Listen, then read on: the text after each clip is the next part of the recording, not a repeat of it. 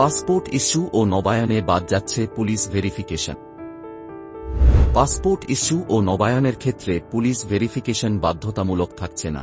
মঙ্গলবার 4 ফেব্রুয়ারি স্বরাষ্ট্র মন্ত্রণালয় সূত্রে এ তথ্য জানা গেছে। এর আগে এদিন সকালে পাসপোর্টের জটিলতা নিরসনের লক্ষ্যে সচিবালয়ে স্বরাষ্ট্র মন্ত্রণালয়ের সিনিয়র সচিব ড নাসিমুল গনির সভাপতিত্বে একটি সভা অনুষ্ঠিত হয়।